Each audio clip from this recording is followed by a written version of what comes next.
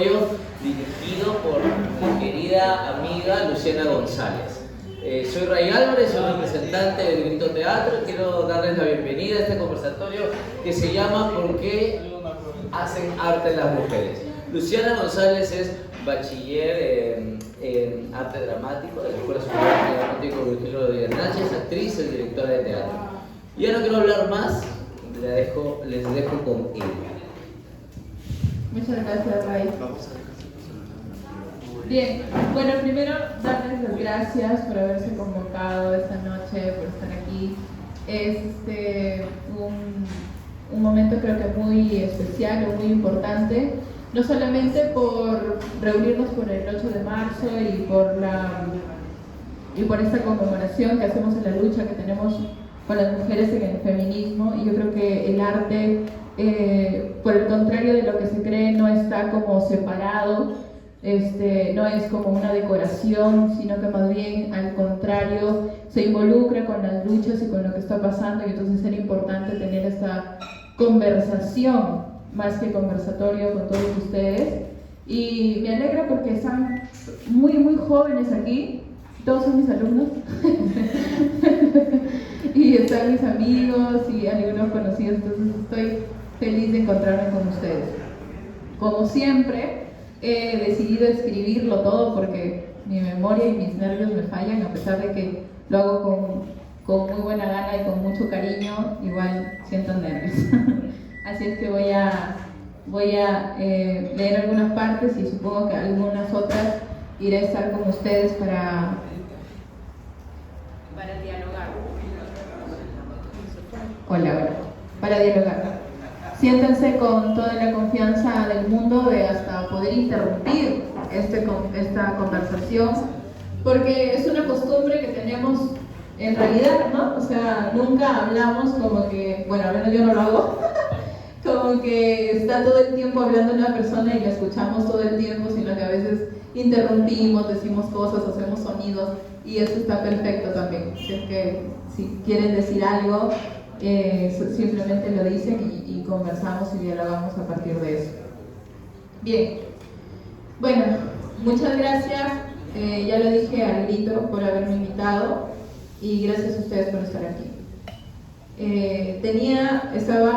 Había preparado toda una serie de teorías y de cosas que quería decirles antes de ayer, y ayer pasó algo, ayer o antes de ayer, creo, ayer fue el 8, antes de ayer, ¿no?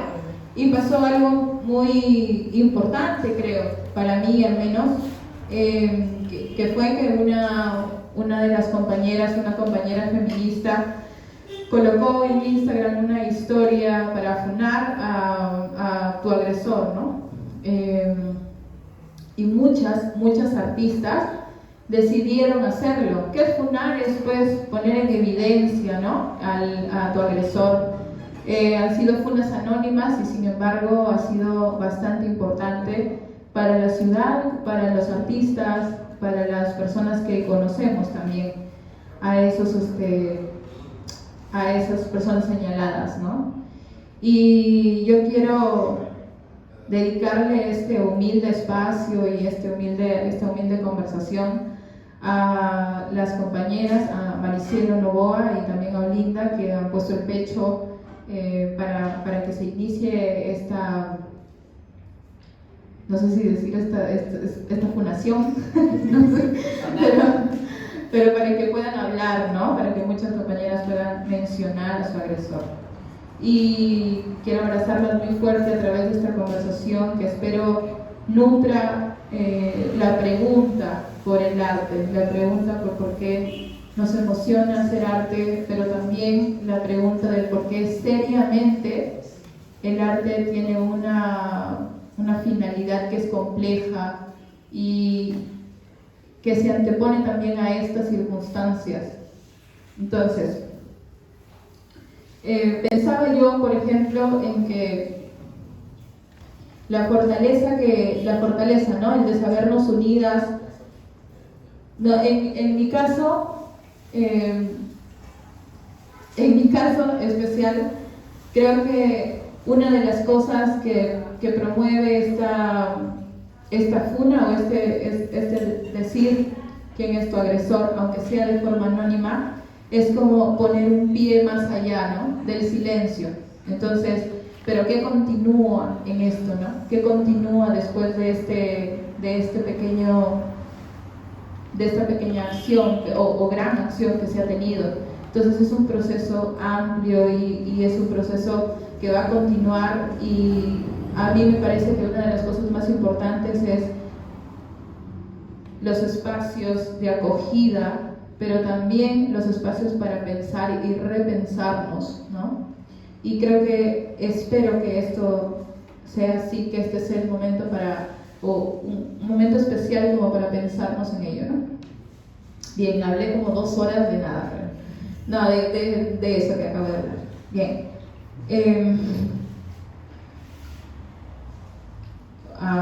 Bueno, déjenme ubicar dónde estoy.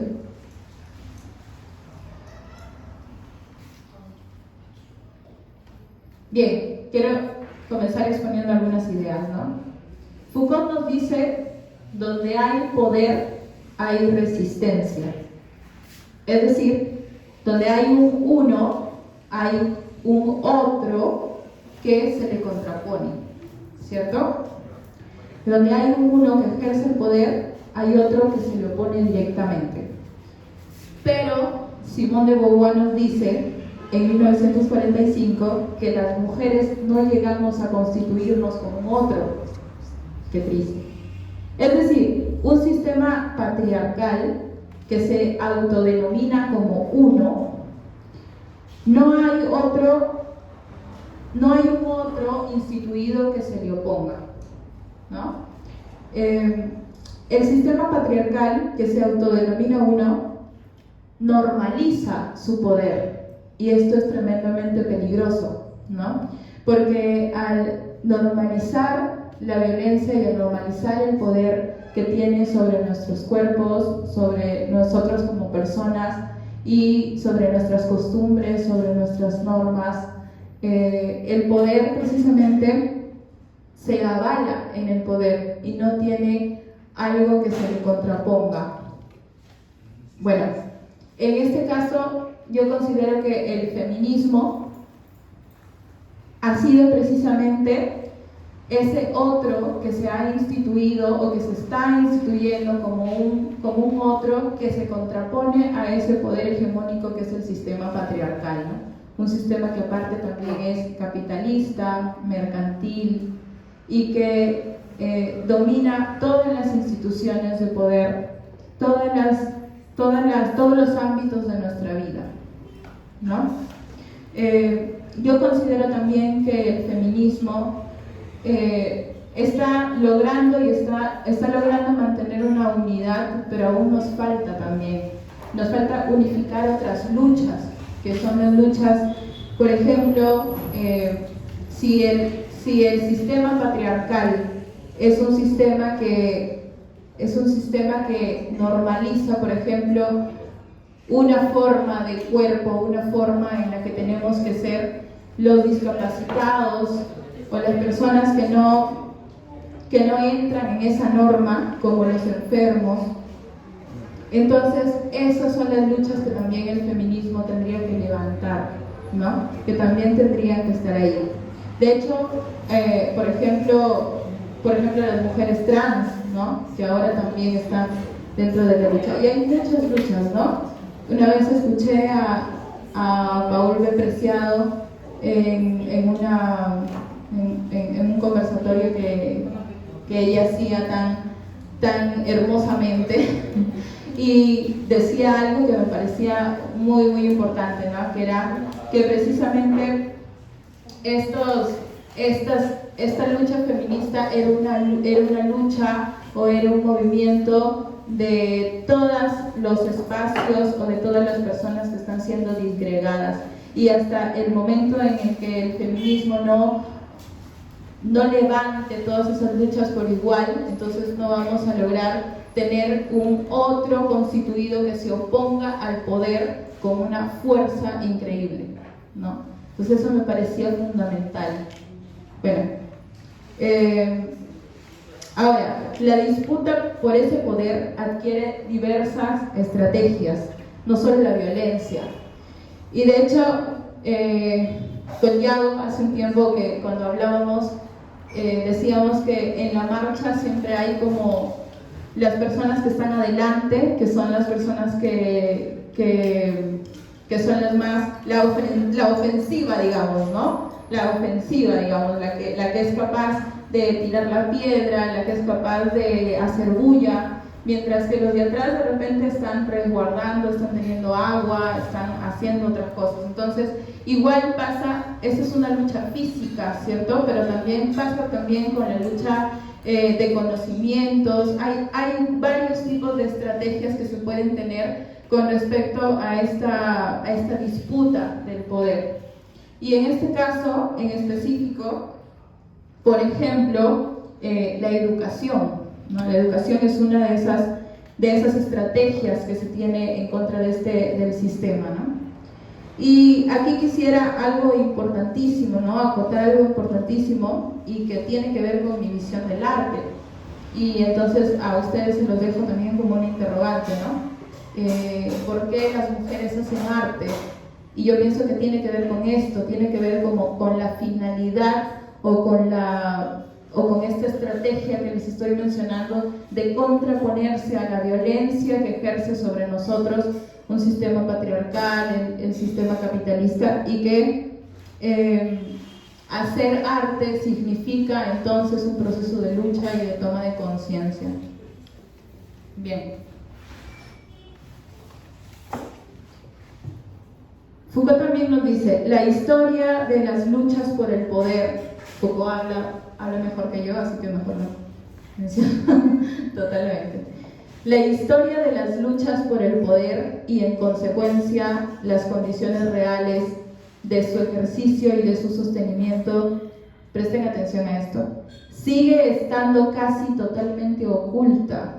El saber no entra en ello, eso no debe saberse. Voy a repetirlo. La historia de las luchas por el poder y en consecuencia las condiciones reales de su ejercicio y de su sometimiento sigue estando casi totalmente oculta. El saber no entra en ello, eso no debe saberse. Por eso, cuando las mujeres denuncian el amor romántico, lo que están haciendo es señalar el ejercicio de poder que se ejerce a través de él. Cuando se hace este señalamiento, es precisamente donde se rompe el poder. Es decir, que el poder está en los espacios donde no creemos que está, ¿no? Por ejemplo, en la relación de profesor-alumno, ¿no? En una relación con nuestra pareja, en la relación del jefe-empleado y en la misma historia, ¿cierto? Porque la historia la cuentan aquellos que han tenido el poder para contarla. Entonces, cuando nosotros señalamos cuando nos damos cuenta y cuando comenzamos a señalar aquellos pequeños espacios que no eran visibles anteriormente, eso hace que las membranas finísimas del poder que se dan sobre nosotros se rompan. Mis alumnos me miran como de qué rayos está hablando. Pero bueno. Corte comercial. Gracias, porque ebria me va mejor esto. A todos. Salud. Salud. Por favor, díganme que me entienden, por favor. Bien. Ni idea de eso, Fernando. Fernando, yo de aquí ya, yo creo que tú vas a salir de acá mejor que yo. Vale, entonces decía, ¿no? El poder patriarcal, que sería bueno hablar también, no lo tengo definido, así que hablándolo podríamos llegar a algo, que el poder del sistema patriarcal nos domina de tal forma que a veces no nos damos cuenta, ¿no? Por ejemplo, señalaba yo el amor romántico, ¿no? Todos creíamos que el amor es de una sola forma, pero haciendo hincapié, rebuscando, curioseando, nos damos cuenta de que evidentemente ahí hay un tejido, un entramado patriarcal que podemos ir primero dilucidando y después como, no sé cuál sería la palabra, tal vez deconstruyendo también, ¿no? Bien, entonces, otras muchas maneras, bueno, aquí, y este es el punto central, creo, de este conversatorio, lo que realmente importa es el hecho de que las mujeres escriban, ¿no? Es decir, el poder ejerce desde los lugares donde no se cree que hay poder. Entonces, hay muchas maneras de apreciar el arte, ¿vale? Una de las más grandes y yo creo que una de las mejores formas de apreciar el arte es a través de la calidad de una pieza artística, ¿ok? Pero esa calidad va a depender de muchas cosas, ¿ok? La calidad de una pieza artística va a depender, por ejemplo, del dominio de una técnica, ¿vale? De lo rico de la experiencia estética, ¿no? Y en este caso la experiencia estética se refiere a que cuando estamos frente a esa obra de arte, algo nos traspasa, algo nos hace sentir, algo de alguna forma nos vulnera, ¿no? Entonces, y lo otro creo que es su poder de proponer, y aquí lo voy a juntar con todo lo que acabo de decir anteriormente. Creo que es su poder de proponer una visión novedosa. Es decir, de desenmascarar el poder. Es decir, de profundizar en aquellas cosas que no nos damos cuenta que están ahí. Y entonces, en ese sentido, el arte se convierte en siempre un ejercicio de investigación y en siempre una pregunta que hacernos. Es decir, si ya tienes una respuesta de lo que es para ti la vida, la sociedad, el amor, el mundo, entonces no hagas arte. Porque el arte va a ser siempre aquella investigación. Y aquí, por ejemplo, ha habido mucha controversia, ¿no? Porque el arte es creatividad, el arte es expresión, pero el arte no está ligado a un razonamiento, y eso es mentira. El arte está absolutamente ligado al razonamiento, y está no solo al razonamiento, a la sensibilidad, y está ligada netamente a la investigación, porque cuando los artistas hacen una obra de teatro, ya sea una pieza literaria, ya sea una obra de teatro, ya sea un dibujo o una pintura, hay cosas que surgen en ese proceso, y esas cosas que surgen en ese proceso continúan la pregunta y profundizan sobre el problema. Si no tienes nada que preguntarle a la vida, si no tienes nada que preguntarle a la sociedad, no hagas arte, porque entonces vas a estar repitiéndote. Y hemos dicho que una de las cosas por las cuales se puede medir la calidad del arte es precisamente la pregunta y la visión novedosa que tienes acerca de esto. Es decir, voy a poner un ejemplo, el ejemplo que siempre doy, que es, no sé si ustedes han visto la película Amor, una película francesa, ¿no? Yo no lo sé pronunciar, ¿en francés cómo sería? Amor, bueno, la película Amor, ¿no?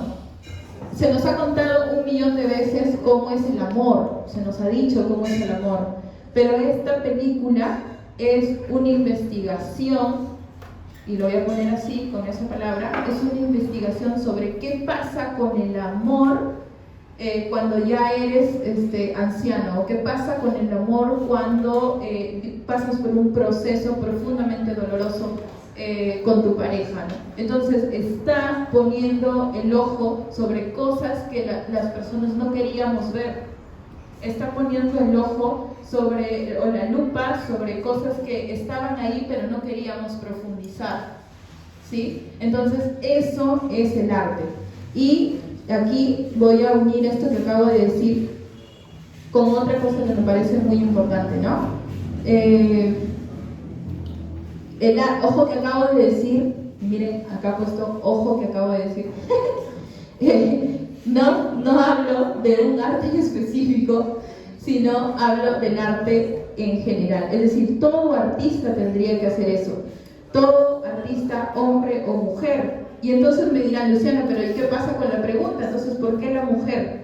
Y miren, voy a unirlo con lo que acaba de decir Foucault. ¿Por qué es importante entonces la visión de la mujer? ¿Por qué no solamente dejamos que los hombres hagan arte si al final de cuentas es solamente preguntarnos, investigar, estar ahí, hacer el proceso? Todos podemos hacer eso, ¿no? ¿Por qué la mujer? Porque la mujer es ese otro que se contrapone al poder, es ese otro que va a tener otra visión, es ese otro lado de la historia que no ha sido narrado y que merece tener una voz propia y por lo tanto no quiero ya, a ver, déjame buscarlo, ¿verdad? Y por lo tanto hay ahí un ejercicio ¿cuál sería la palabra? A ver, como de fricción, ¿no? Entonces, es esto precisamente lo que necesitamos, es esto lo que se necesita. Si nosotros seguimos haciendo arte, el arte patriarcal, el arte que domina nuestros cuerpos, el arte que va en un solo sentido, entonces ya no estamos aportando a una visión distinta y ya no estamos sirviendo como ese otro que se contrapone al poder, cuando lo principal sería precisamente que la mujer en su propia individualidad también, porque recordemos que artísticamente pues todos los artistas tienen su vida individual propia, ¿no? Y van a lograr y van a tener sus propios procesos también. Entonces, eso para mí, en eso para mí radica la importancia de ser mujer y hacer arte, ¿no? En eso radica la importancia de ser mujer y hacer arte. Bueno. Quería plantear como una pregunta, y es respecto a...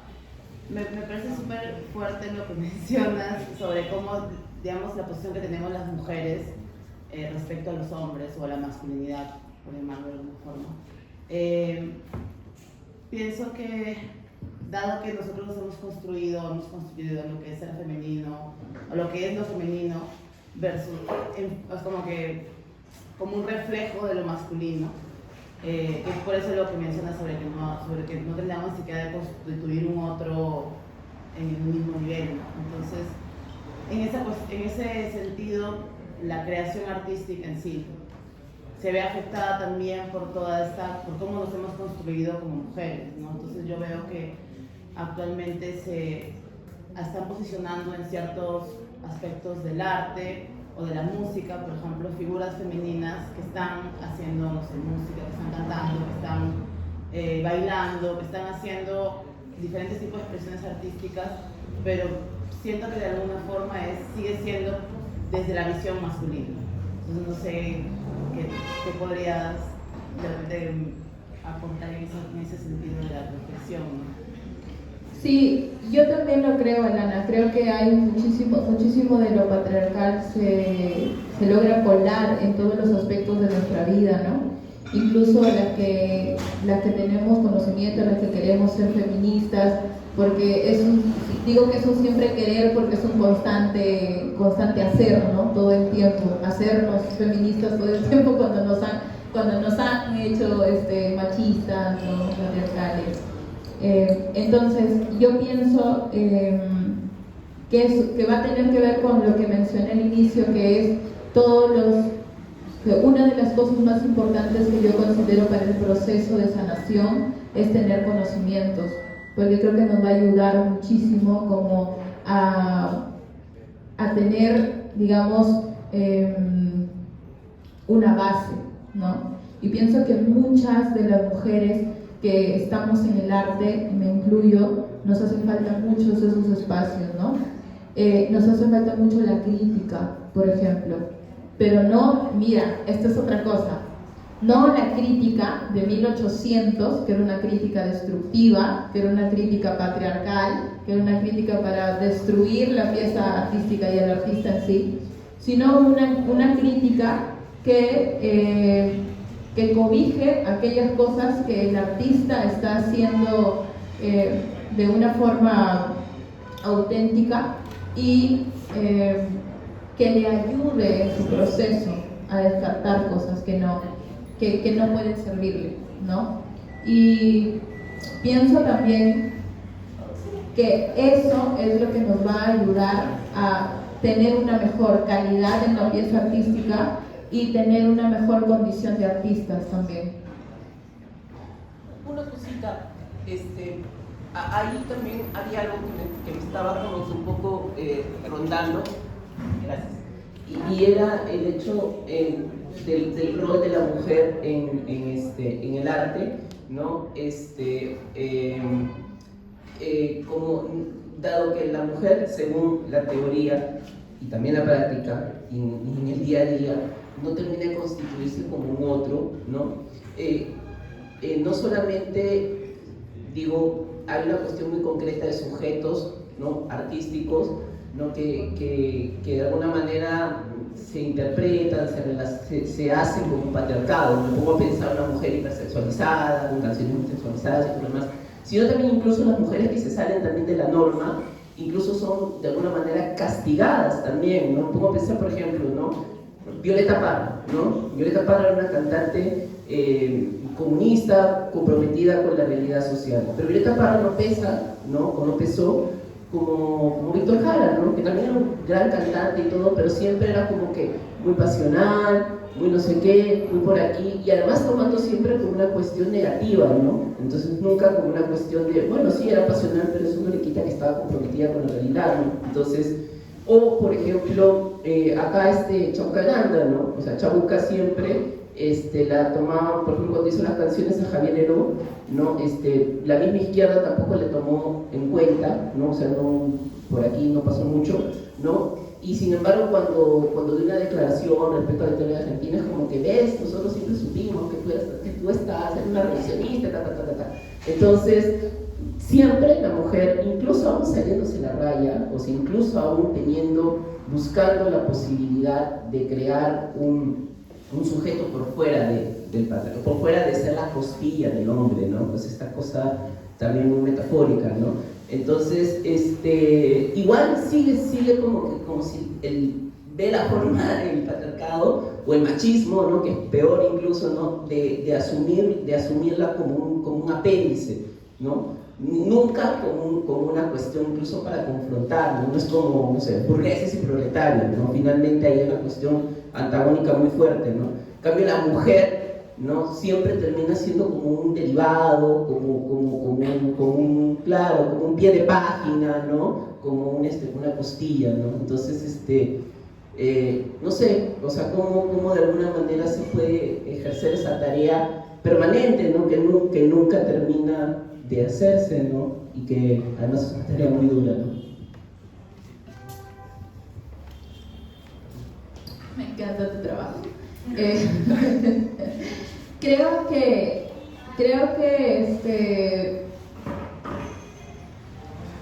Creo firmemente en los procesos y creo que, si bien es cierto, el feminismo no tiene mucho tiempo, o sea, contamos los años, son pocos los años en los que venimos en este recorrido, se ha hecho mucho y falta todavía muchísimo por hacer, y es precisamente, justo hablaba con una compañera sobre eso y me decía, todas las compañeras que, por ejemplo, han señalado a estos agresores, ¿no? O a estos agresores que son artistas además, ¿no? Y entonces que evidencia que dentro del arte también hay un machismo, también hay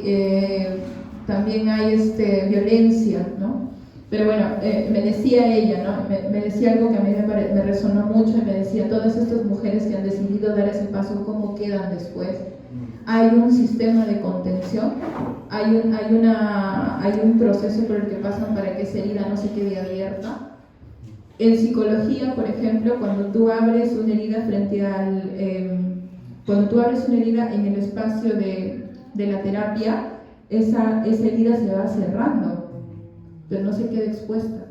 y ahí se queda expuesta, ¿no? Y por eso yo le decía a Ray antes de venir que a mí me atraviesa mucho eso y me duele mucho porque no existen todavía estos espacios que son espacios que ya no pelean, sino más bien que son espacios de acogida para la mujer, donde se sienta segura.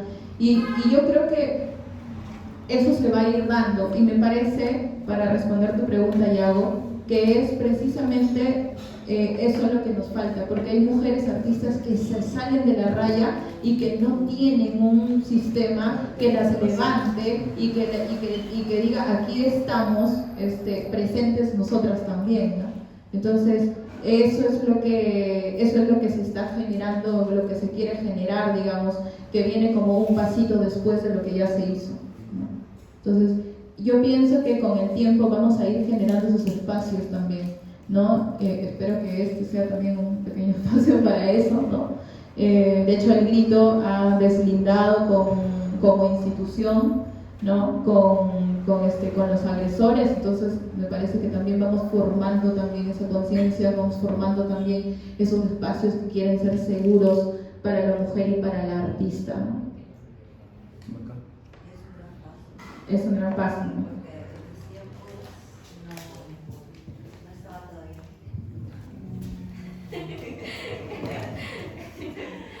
Bueno, ahí me gustó bastante que después de tanto tiempo regresar a Trujillo, bueno, casi 3 años, y ver estos espacios activos, ¿no? De mujeres bien empoderadas, que te creen, ¿no? Y te apoyan, porque de uno u otro caso tú levantabas tu voz de protesta y era como que te ninguneaban, te decían, no, estás loca, no, eso no ha pasado, ¿no? Y esto es bueno, porque te das cuenta que vamos creciendo, no simplemente como una ciudad, sino también como personas, como entes pensantes, entes empáticos también, ¿no? Y en este momento también te quería preguntar algo. ¿Qué sucede con este dilema del artista y la obra, ¿no?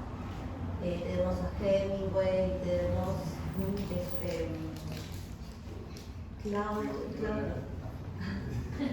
tenemos diversos ejemplos que nos hacen pensar. ¿Dónde hay que mirar, ¿no? Su obra, su producción, pero también han sido unas personas terribles, ¿no? En este caso. Sí, le puedo agregar a la No, Luis, no puedes. Ya solo hablan de mujer. En principio, bueno, felicitarte por tu presentación, gracias genial. Te quería comentar empecé a hablar sobre el feminismo.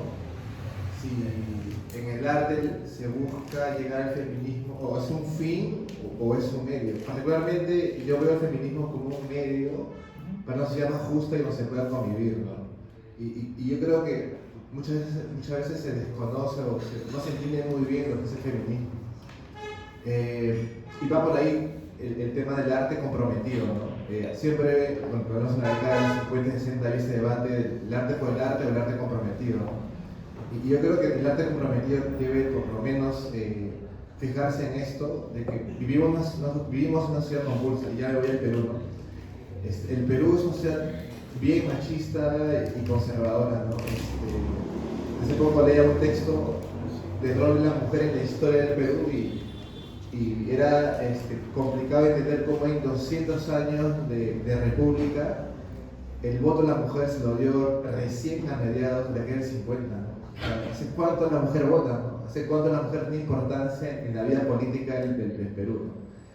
Y entonces yo creo que esos espacios de alguna forma están corrigiendo lo que en años anteriores se ha ido, digamos, ocultando. De verdad que siempre ha existido el machismo, la violencia, pero hoy en día se ve, ¿no? Hoy en día gracias a estos espacios se puede visibilizar, ¿no? Y lo último que quería agregar, no sé, quizás me he equivocado o quizás he entendido mal con el tema del arte. Recordarte, por lo menos, que el arte no era libre sino hasta había avanzado el siglo XIX. O sea, no estaban los artistas, los machistas, era el poder. O sea, los artistas pintaban, grababan, escribían porque eran contratados para hacerlo. El arte no era libre. casi no fue libre el arte, sino recién de 1950 para arriba, ¿no? Y eso. Gracias. Bueno, hay varias cosas ahí, ¿no? Primero, el arte, ni nosotros somos libres. Nadie es libre, qué dolor. Lo que hacemos es liberarnos. Ese es el proceso, todo el tiempo. Entonces, ni siquiera porque ahora ya no pintamos para otros, seguimos pintando para otros, o sea, seguimos haciendo, o sea, porque no se puede, seguimos haciendo teatro para otros, porque si no, y todo, o sea, todo, ¿no? Han cambiado las formas, pero es así. Entonces, no, pienso que el arte ni nosotros ni nada es libre, y nos vamos liberando en el proceso, que es lo genial, ¿no? Que es como una lucha constante, ¿no?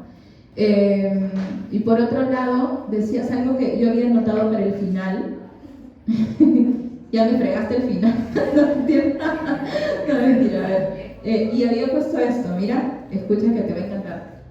El discurso, una obra de arte, un texto, un programa de televisión, el discurso no es simplemente aquello que traduce las luchas o los sistemas de dominación, sino aquello por lo que y por medio de lo cual se lucha.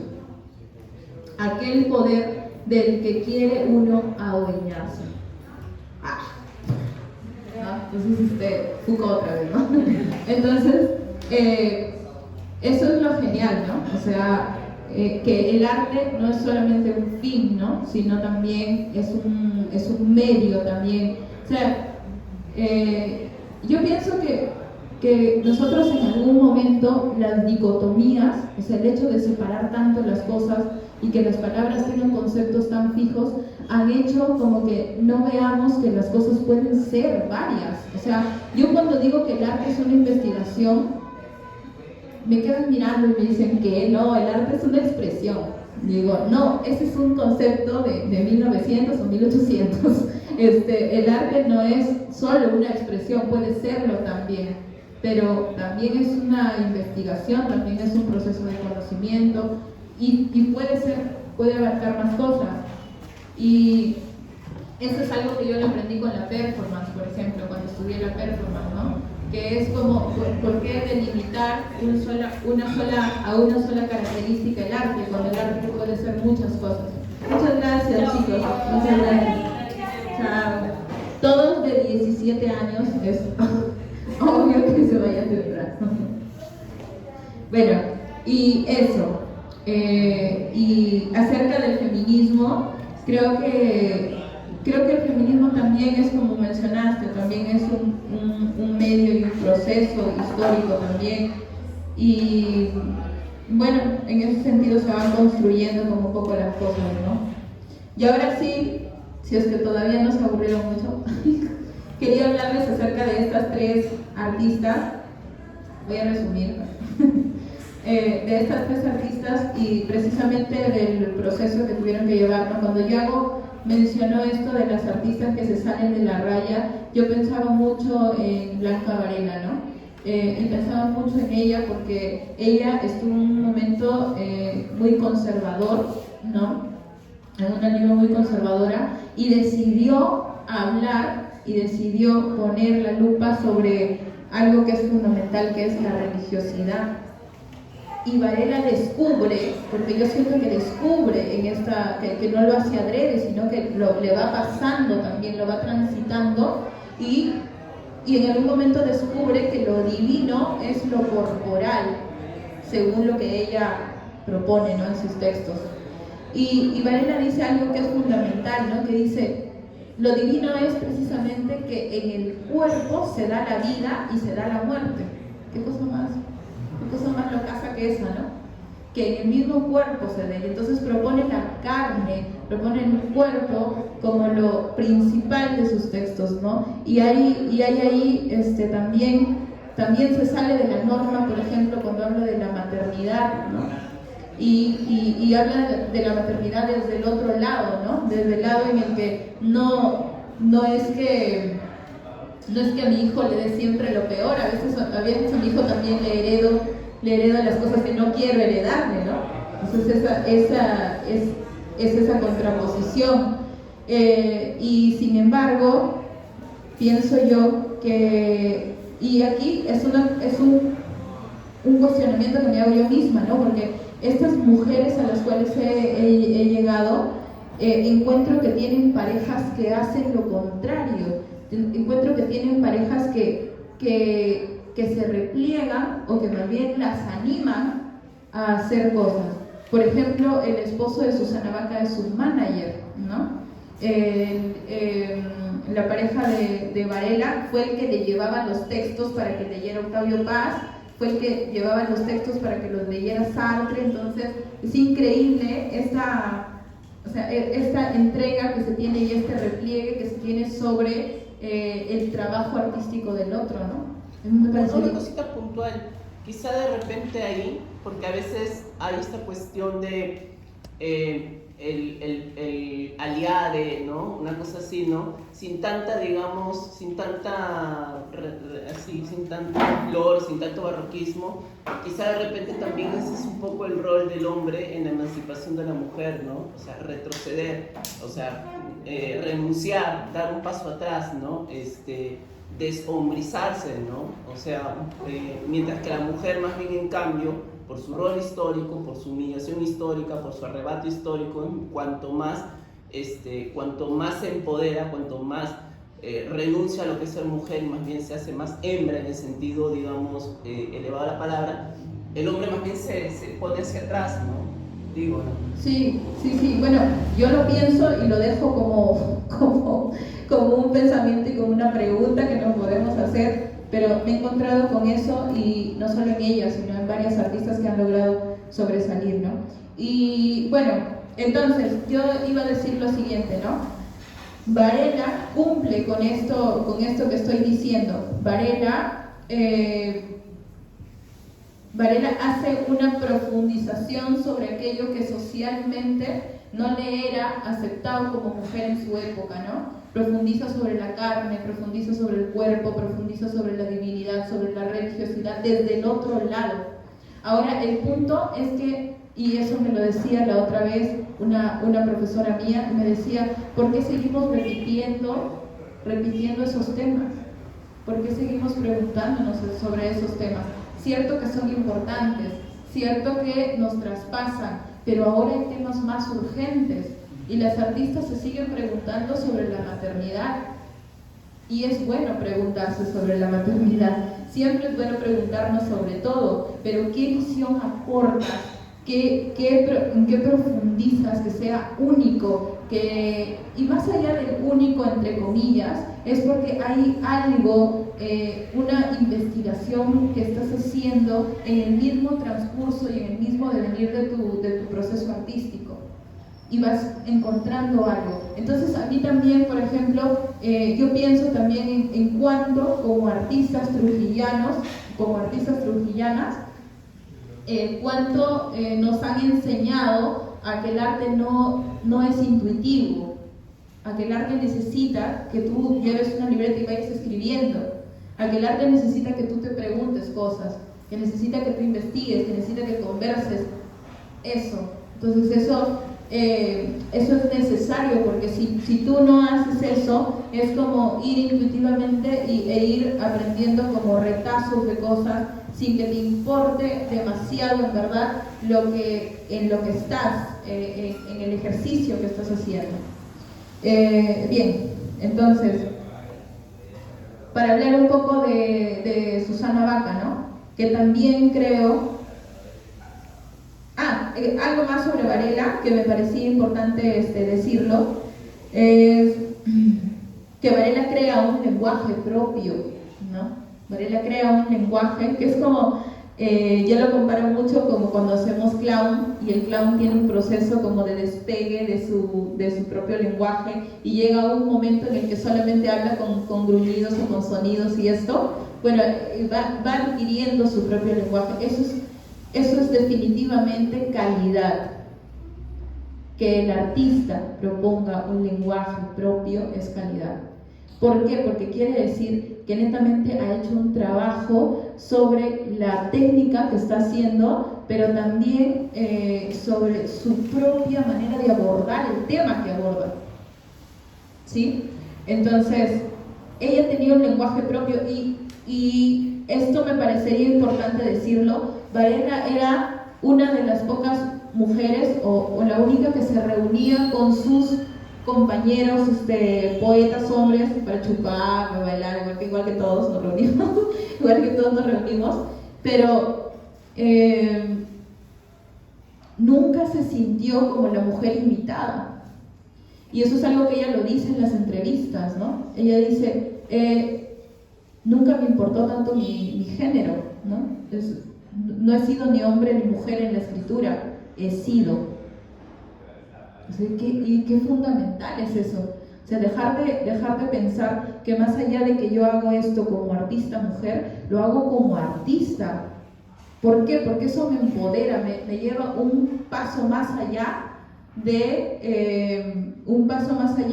mi rol, porque sigo pensando en mi rol en que yo tengo que estos temas son para mí. No, estos temas no son para mí, yo hablo de lo que a mí se me da la gana, como dice Bad Bunny. Y entonces eso es el empoderarnos desde ese lado también, ¿no? Bueno, y quería hablarles un poco de Susana Baca, que cumple esta otra cosa de la que he venido hablando mucho, que es que Susana viene de una familia de clase media, no sé si de clase media, creo que más tirando para abajo, de Chorrillos, y comienza a hacer arte, pero comienza a cantar, pero no le paran mucha bola, ¿no? Y Susana hace algo que a mí me parece fundamental, ¿no? Que es que Susana dice, yo no voy a hacer lo mismo, sino voy a mirar un paso adelante. Y ella comienza a hacer lo que sus contemporáneos no hacían, comienza a cantar poesía. Qué loco es eso, porque ella dice, estoy cansada de que las canciones de vals, las canciones que se cantan en mi época sean canciones con una letra tan dolorosa, con una letra tan, no sé, que lleva hacia el amor romántico, de sufrimiento, y comienza a cantar los poemas de sus contemporáneos. Entonces eso es loquísimo por dos razones. Primero, porque toma la iniciativa sobre algo nuevo y da un paso adelante. Y eso es algo que su esposo, por ejemplo, también dice en las entrevistas, ¿no? Susana siempre está mirando hacia el futuro, nunca está regocijándose en el dolor, ¿no? Sino más bien está como levantando esa dignidad, ¿no? Y eso es algo que a mí me parece fundamental también, que desde el feminismo somos víctimas de una violencia, pero no nos victimizamos extra, sino nos dignificamos a través del arte. Entonces eso es fundamental, ¿no? Y Susana cumple otra de las cosas de las que hablé, que Susana no solamente canta, sino investiga.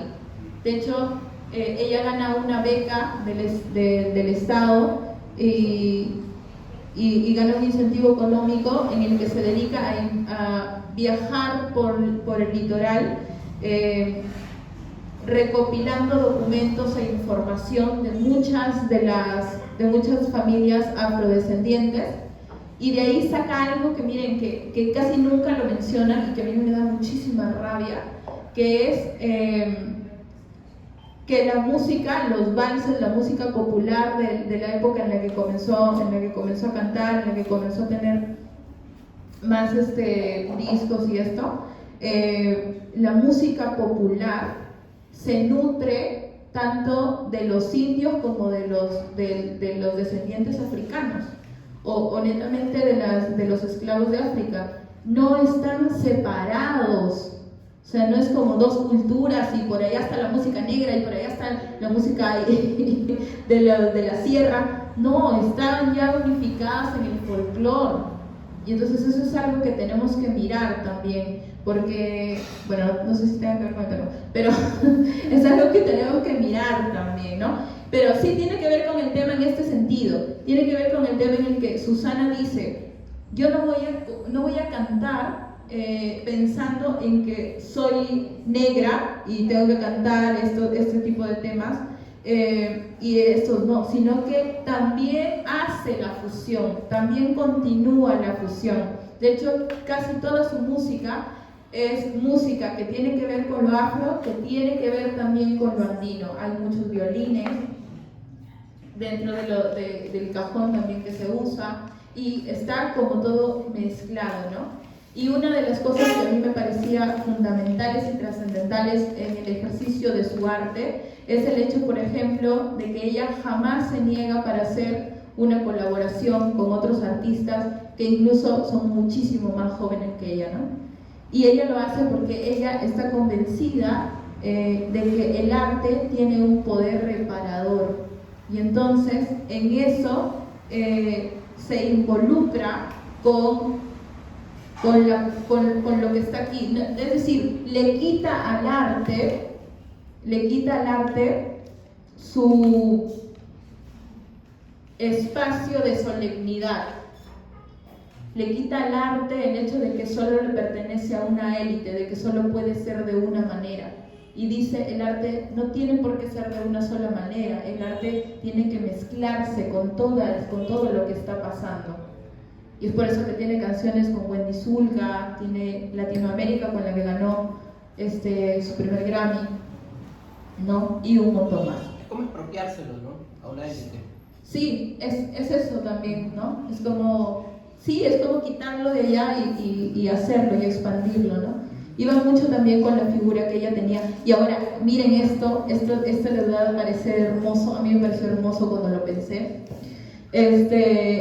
Estas dos mujeres, estas tres, con Teresa que aún no la tocó, estas tres mujeres, las tres tienen características similares en su personalidad, que es la apertura hacia lo nuevo y la apertura hacia las nuevas generaciones como un espacio de enseñanza.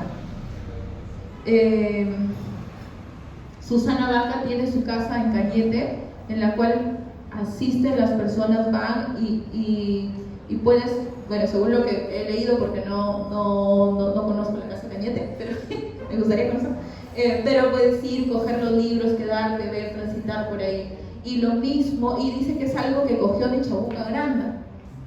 Y lo mismo también pasa con Teresa Rally, que hace talleres para en diferentes lugares, incluso en zonas, en arenales, ¿no? Y que Yuyashkani también está abierto para con esos talleres, con becas, etc. Y lo mismo también pasaba con Blanca Varela, ¿no? Bueno, y eso. Y con respecto a Teresa Rally, yo quería rescatar de ella el hecho de que Teresa Rally habla de las cosas en el momento preciso, ¿no? Es decir, en el momento en el cual estábamos asediados, estábamos rotos por el terrorismo, estábamos saliendo de eso, Teresa acoge eso, y es algo que ella lo menciona, ¿no? Dice, hay tres formas de escoger un tema para un artista. El primero es aquello que vincula tu ser, tu individualidad, que es algo que te está pasando y decides tomarlo para explorar.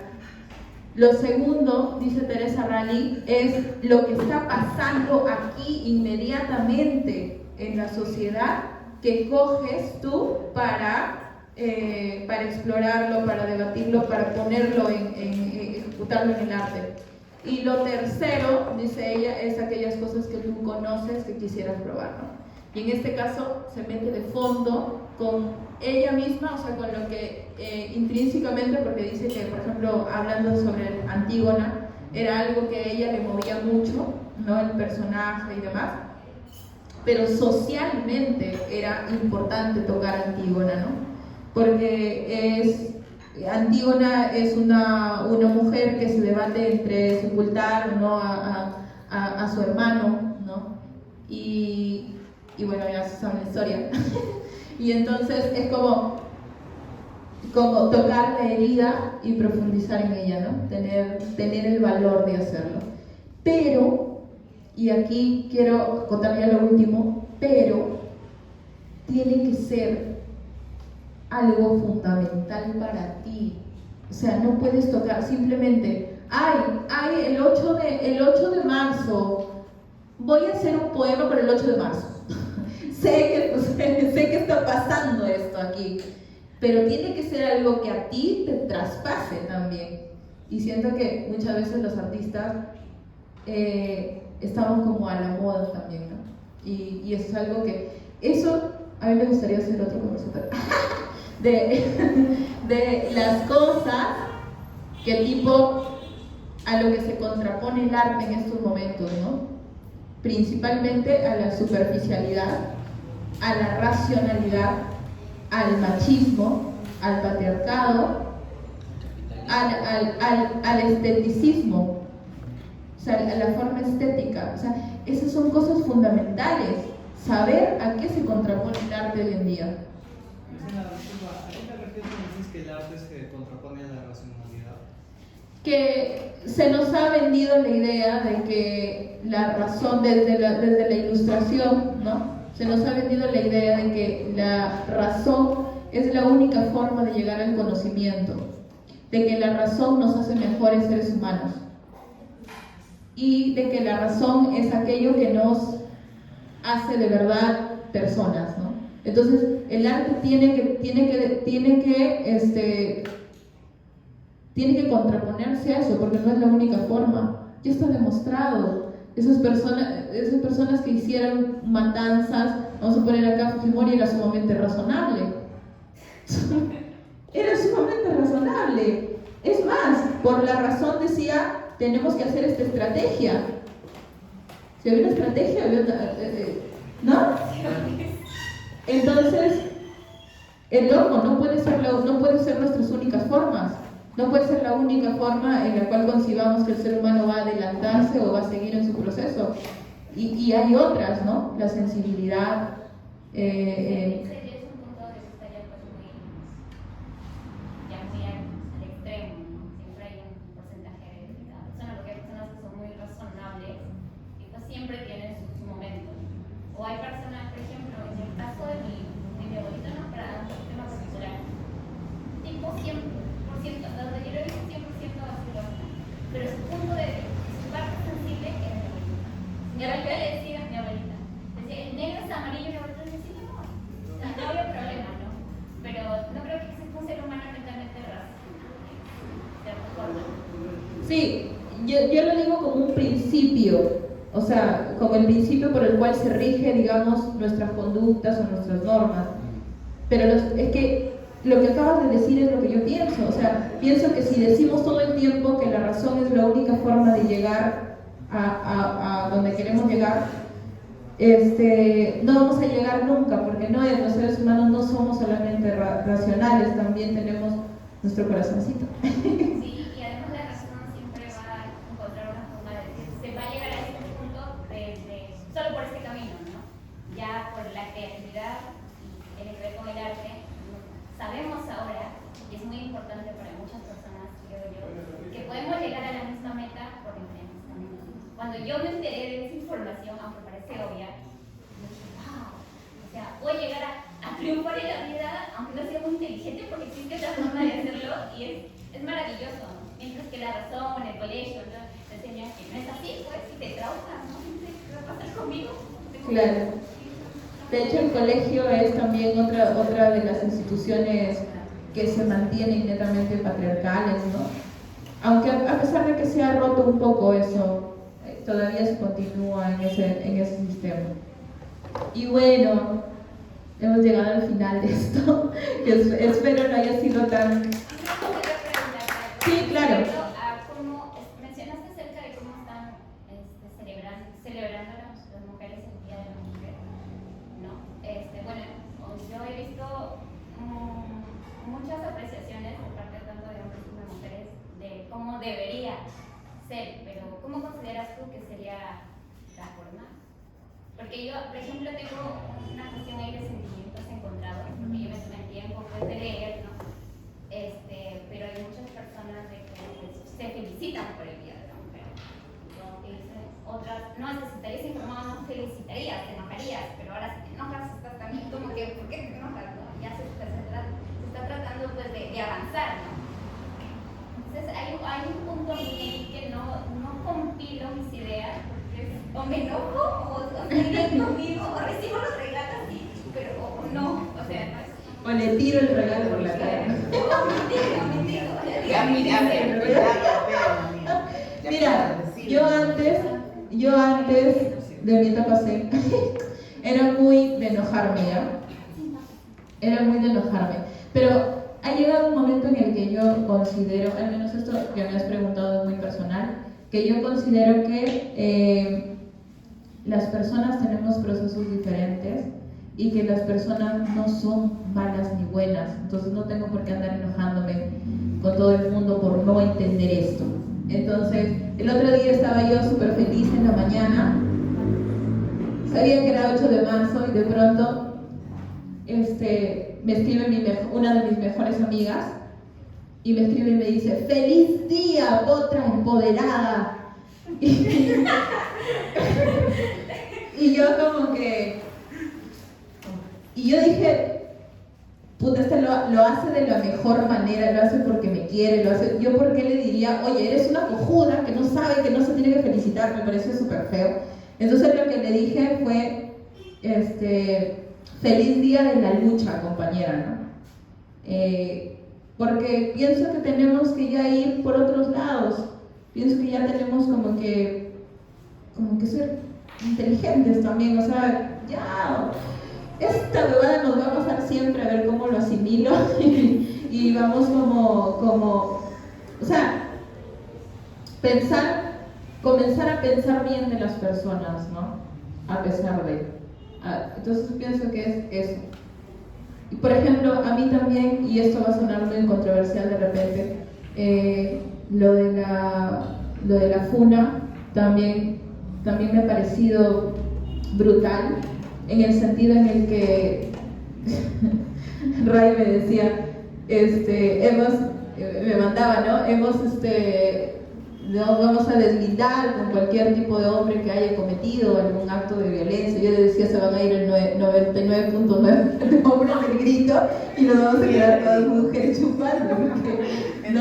Todos lo han hecho de alguna forma. Y claro que hay casos más severos, más tristes, más dolorosos, más fuertes, que no se pueden perdonar, que se tienen que hablar y que se tiene también que tener un proceso para denunciar, que es algo que no tenemos también, ¿no? Que es muy difícil. Entonces, pero también pensaba en que hay muchos hombres que también se quedan un poco a la deriva, que son esos que quieren de alguna forma ir creciendo y que no tienen tampoco espacios, ¿no? Y pensaba yo que tampoco hay esos espacios para ellos, sino más bien que los estamos retirando de todo ámbito. Y me preguntaba yo que hacia dónde los estamos botando, porque siempre que segregas a alguien, algo nace de ahí. Y pucha, una cosita puntual, ¿no? Quizá por eso también, si bien es cierto el sujeto histórico del feminismo es la mujer, evidentemente, ¿no? El feminismo de alguna manera nos interpela a todos, ¿no? A todas, a todos, ¿no? Y en ese sentido sí sería interesante, ¿no? Justo, o sea, no le vamos a pedir las primeras líneas que ponen, ¿no? Que vean cómo cobijar a los hombres, porque vamos que ya es suficiente con toda la basura que tienen que de alguna manera enfrentar, pero de pronto sí espacios, por ejemplo, hay espacios incluso en internet, ¿no? Hackea tu macho o nuevas masculinidades de machos a hombres, ¿no? Donde también, ¿no? Gracias al feminismo y gracias a la interpelación surgen también esta forma. De hecho, las nietas, o los nietos y los nietes del feminismo son precisamente las pensadoras queer, ¿no? O sea, si no hubiera sido por el feminismo, no hubiera salido Butler, no hubiera salido Preciado, no hubiera salido todos ellos, ¿no?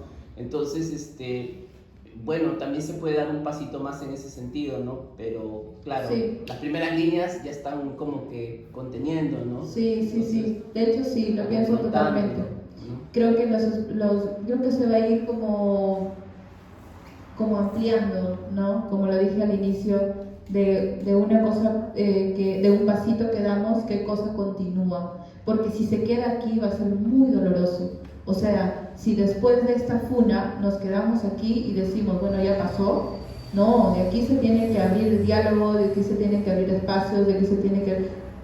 ¿Por qué? Porque si no es como solamente fue el hablar nada más y no hay más atrás, ¿no?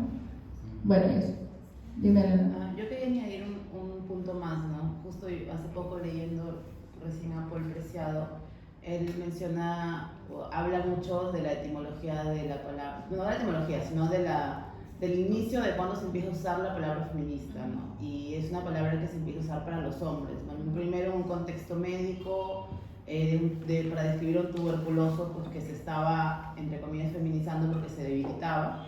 Y luego para describir a los hombres que se pusieron a favor del sufragio femenino en un primer momento cuando pues todavía no se podían iniciar feministas, ¿no? Entonces yo creo que es interesante rescatar esta historia porque los hombres han sido parte de la lucha feminista desde que empezó. De hecho, sin aliades no hubiera podido empezar. Un poco también eso me resonaba cuando hablabas, por ejemplo, del esposo de Varela, de Naco Varela o de Sonavaca, ¿no? Que son hombres que ceden su privilegio, su espacio y que además acompañan y alientan para que la mujer se pueda constituir como un ente que no sea su apéndice, ¿no? Entonces yo creo que es interesante pensarlo desde ahí y también un poco en la línea de lo de la funa de este 8 de marzo, yo pienso que es interesante poder abrir espacios para hombres que están realmente dispuestos a deconstruirse. Están realmente dispuestos a que les duela, a que les cueste, a que se tengan que desprender, porque sobre todo si eres un hombre que ha generado situaciones de violencia para mujeres y encima, en el caso de Beto Arancibia, para menores de edad, yo creo que es todavía alguien a quien le corresponde todavía más estar dispuesto a desprenderse, ¿no? Y yo pienso que deberían haber espacios, de hecho el Estado debería generar espacios, pero sí me parece a veces súper injusto, porque yo incluso he estado compartiendo mucho mis historias sobre ese tema. A mí sí me parece injusto y me llega a la punta de la teta, que a uno le reclamen o le busquen que uno sea, que yo, ¿no? Por ejemplo, que yo que soy hermana de una de estas chicas, tenga que tener la paciencia de pronto decir, sí, todos merecen una segunda oportunidad. O sea, tú no puedes ir por ahí demandando en el espacio incorrecto que de pronto nos calmemos todas y empezamos a pintar corazones o arcoíris, porque no es el momento de calmarse y sobre todo porque no ha sido uno.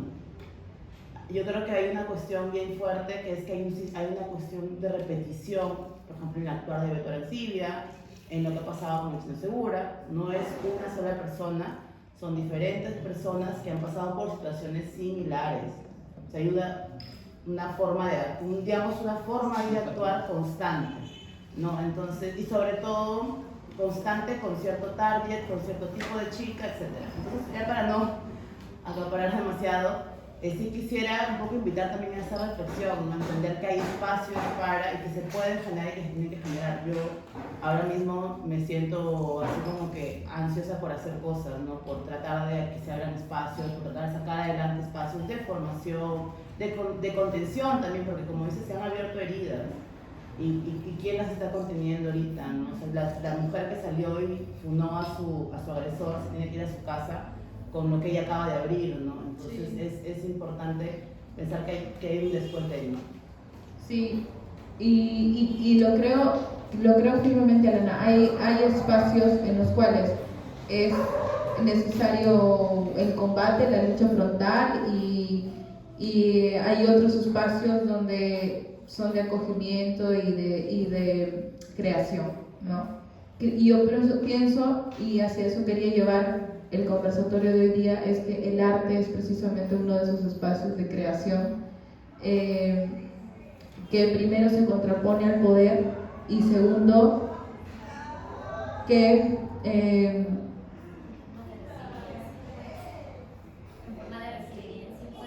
en forma de resiliencia, sí. Perfecto, ¿dónde está? Bueno, muchísimas gracias a todos por haber venido. Esperamos convocarnos otro día. Gracias. Todos porque son mis amigos. Gracias a todos. Otra chiquita. Luciana, otra pregunta. Ya se lo voy a. Ya,